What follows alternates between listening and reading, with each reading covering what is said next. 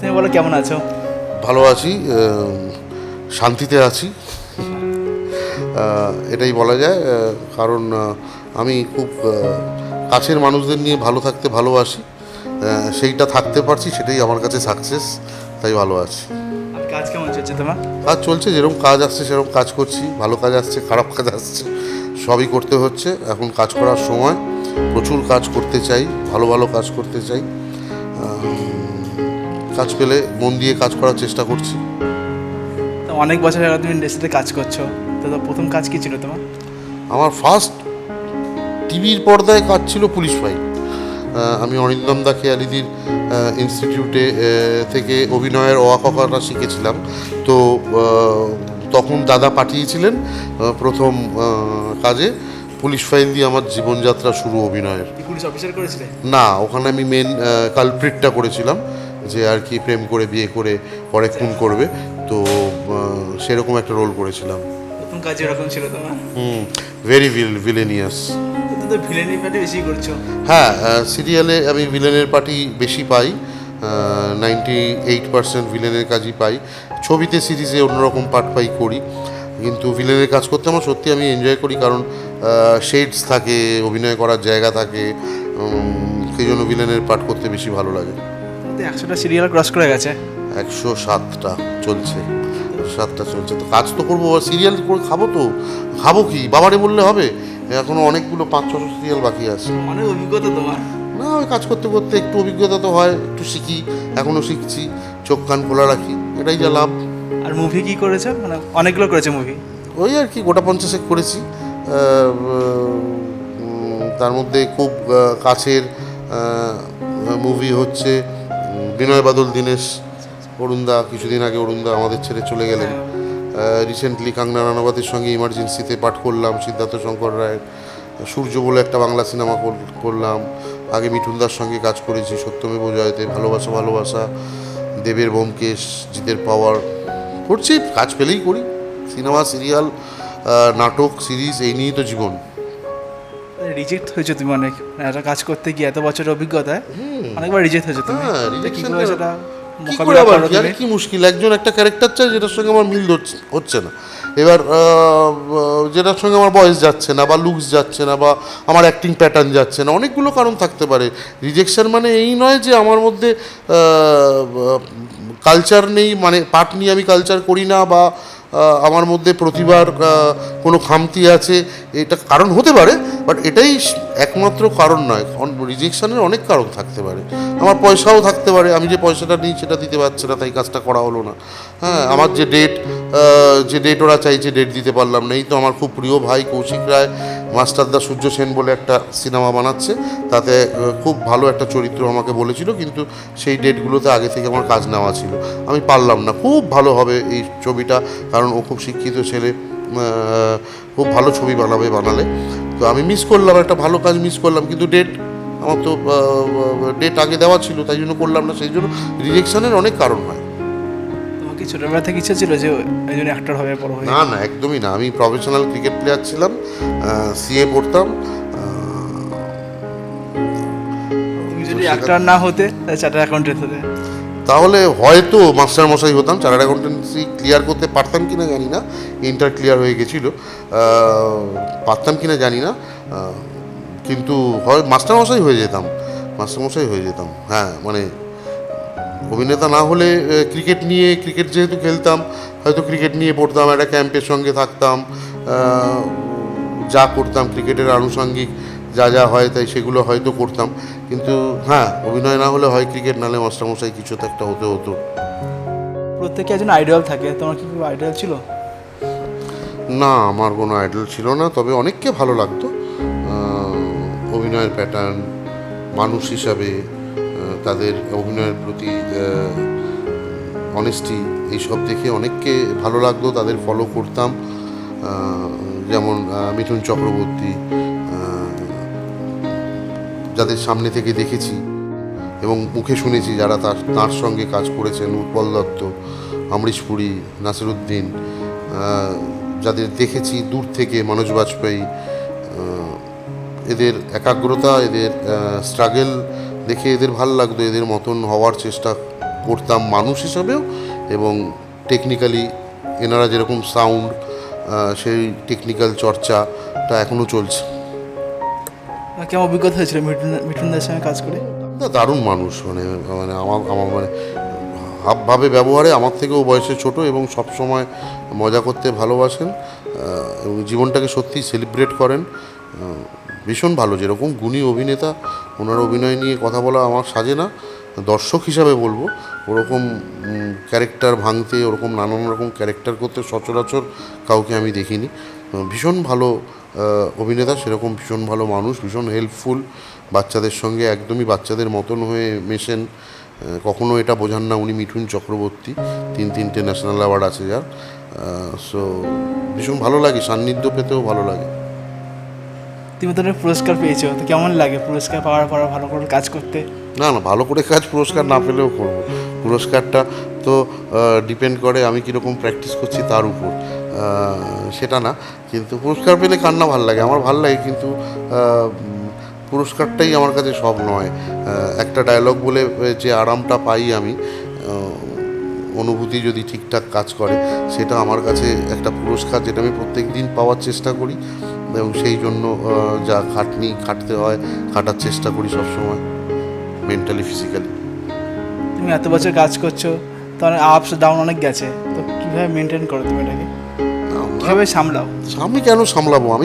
আমি বেড়াতে এসেছি পৃথিবীতে, আমাকে ভগবান পাঠিয়েছেন, ভগবান নিয়ে নেবেন, টেনশন তার। আমি যেটুকুনি সময় পাবো, মৃত্যু তো একদিন, আমি বিশ্বাস করি যে কটা দিন বাঁচবো খুব মন খুলে বাঁচবো, একদিন মরবো, তো এই মরা নিয়ে আমি টেনশন করি না। তাই সবসময় ভালো থাকি, আনন্দে থাকি, এবং আমার সামনে খুব একটা লোক দুঃখে থাকতে পারে না। যতটা পারি নিজের সাধ্য মতন তাকে হাসাবার চেষ্টা করি। মজায় থাকতে হবে, জীবন মজায় না থাকলে খুব ক্ষতি হয়ে যাবে। সময় মিস করবো, এই সময়টা তো আর ফেরত পাবো না। যখন যা করছি সেটা যদি আমি মজাই না পাই, আমি করবো কেন? সেই জন্য আমি খুব কম করি, এবং যেটা করি খুব মজায় করি। ইন্ডাস্ট্রিতে কাজ করতে গেলে পরে লবি বলে একটা জিনিস আছে একটা, এর মধ্যে কোনো পড়েছো লবির মধ্যে? না, আমি লবির মধ্যে পড়ি, আমি লবিতে বিশ্বাস করি না। আসলে লবিটা খুব সাময়িক। আমার তোমায় ভালো লাগে, আমি তোমাকে কাজ দেবো, আমি একটা কাজ দেবো, 2টো কাজ দেবো, 3টে কাজ দেবো, 4র্থ কাজ দিলেও আমি দিতে পারি, দর্শক দেখবে না। কাজেই লবি টবি দিয়ে কিছু হয় না। প্রত্যেকটা অভিনেতার একটা স্ট্রাগল থাকে, সেটা প্রথম দিকে করে নেওয়া ভালো। কাজ করার পর স্ট্রাগলটা যারা করে তারা খুব কষ্টে থাকে, দেখেছি তাদের, এরকম অভিনেতাও চিনি, স্ট্রাগলটা পরে করতে হচ্ছে বেচারাদের। তো আমার মনে হয় অভিনেতাদের স্ট্রাগলটা প্রথম পর্বে করে নেওয়াই ভালো। একটা কথা আছে যে মানে অভিনয় করতে গেলে পরিচালকদের সঙ্গে ভালো সম্পর্ক রাখা দরকার, তুমি এটা কি মনে করো? না, অভিনয় করতে গেলে যে ক্যারেক্টারটা তুমি করছো তার সঙ্গে তোমার সম্পর্কটা ভালো হওয়া দরকার। যে ক্যামেরায় যে তোমার অভিব্যক্তিগুলো ধরা পড়ছে, ওই ক্যামেরার সঙ্গে তোমার সম্পর্কটা ভালো হওয়া দরকার। যে ডিরেক্টর তোমার পাঠ করছে, ডিরেক্ট করছে, সেই ডিরেক্টরের ভাবনার সঙ্গে তোমার সম্পর্কটা স্বচ্ছ হওয়া দরকার। লাইটগুলোর সঙ্গে তোমার সম্পর্কটা ভালো হওয়া দরকার, তোমার গলার আওয়াজের সঙ্গে তোমার সম্পর্কটা ভালো হওয়া দরকার। এই সম্পর্কগুলো ঠিকঠাক থাকলে আমার মনে হয় না তার বাইরে গুড মর্নিং গুড নাইটের কোনো দাম ভালো ডিরেক্টররাও দেয়। না, মনে হয় না যে অভিনয়ের সঙ্গে সোশ্যাল ওয়ার্ক করি বা সামাজিক কাজকর্ম করি? আমার যা ইনকাম, তাতে আমার মনে হলে যতটা সম্ভব আমি করি। আমি কয়েকটা এনজিওর সঙ্গে যুক্ত আছি। এগুলো তো মনে হওয়ার না, হঠাৎ মনে হয় করি না, এটা মানুষের রক্তেই থাকে। হ্যাঁ, এটা মানে হঠাৎ আজকে আমি অভিনয় করি বলে সোশ্যাল কাজ করতে যাচ্ছি, এরকম কোনো ব্যাপার না। সারা জীবনই যারা যারা পিছিয়ে পড়া মানুষদের জন্য ভাবে, তারা জন্ম থেকেই ভাবে। আদারওয়াইজ কিছু হয়ে ভাবলে সেটা পরে দেখনদারি হয়ে যায়। ও মানুষ বুঝতে পারে, এখন নাটক করে লাভ নেই। তোমার জীবনে যখন খুব খারাপ সময় আসে, কাকে পাশে চাও? কাউকে পাশে চাই না। আমি একটা বন্ধুর মতন বউ পেয়েছি, ও সবসময় আমার পাশে থাকে। কিন্তু কি হয় জানো তো, মানে আমার তো মস্তিষ্ক দিয়ে যা কাজ করার, আমার মনে হয় আমি একলা থাকলে ভালো করে ভাবতে পারবো, এবং যে মানুষটা সব কিছু ছেড়ে আমার সঙ্গে থাকতে এসছে, তাকে তো আমি টেনশন দিতে পারি না। তাই চেষ্টা করি যাতে ও আঁচ না পায়, আমি একা একাই সামলে নিই। এবং হ্যাঁ, যখন আমার ইচ্ছা হয়, যখন মনে হয় এটা ওকে জানানো দরকার, তাহলে হয়তো আমি শান্তি পাবো, তখন জানাই। কিন্তু একা একা করারই চেষ্টা করি। কিন্তু আমার মানে ব্লেসড যে আমি একটা বন্ধুর মতন বউ পেয়েছি, যে আমার পকেট বুঝে চলে আমার সঙ্গে, আনন্দে থাকতে পারে। তোমার কাছে প্রেম মানে কি? আমার কাছে প্রেম মানে দায়িত্ব। প্রেমের সঙ্গে অনেক দায়িত্ব আসে, শুধু প্রেম করলেই তো হয় না, তার ভালো মন্দ সবটাকেই প্রেম করতে হয়। তো আমার মনে হয় প্রেম মানে বেশিরভাগ যেটা হয়, বেশি ওজন যেটা, সেটা হচ্ছে দায়িত্ব। তুমি প্রেম না ভালোবাসা কোনটা বেশি বিশ্বাস করো? প্রেম ভালোবাসা খুব একটা আলাদা কিছু না, তবে আমার মনে হয় ভালোবাসাটা অনেক বেশি সময় থাকে, মানে কি বলবো, মেনটেন করা যায়। তুমি যখন ফ্রি থাকো তখন কীভাবে সময় কাটাও ফ্যামিলির সঙ্গে? ফ্যামিলি বলতে তো আমি, আমার বউ আর আমার 4 পেয়েও পোষ্য ভবেশ।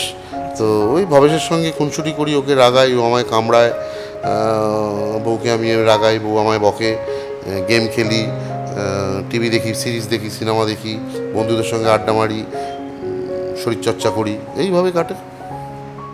যখন তুমি দেখো তোমাকে ইগনোর করছে তখন কী করো তুমি? আমি একটু মনে মনে হাসি, তারপর পড়তে বসে যাই, কারণ আমার মনে হয় আমার আসল জায়গা হচ্ছে অ্যাকশান থেকে কাটের মধ্যে।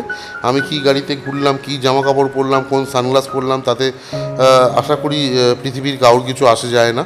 কারণ মানে আমি যে ধরো 3.5 লাখ টাকার একটা সানগ্লাস পরলাম, কেউ একটা 3 কোটি টাকার সানগ্লাস পরলো, আমি তো শেষ করতে পারবো না। কিন্তু আমার জায়গাটা হচ্ছে, আমার জমিটা হচ্ছে অ্যাকশান থেকে কাট।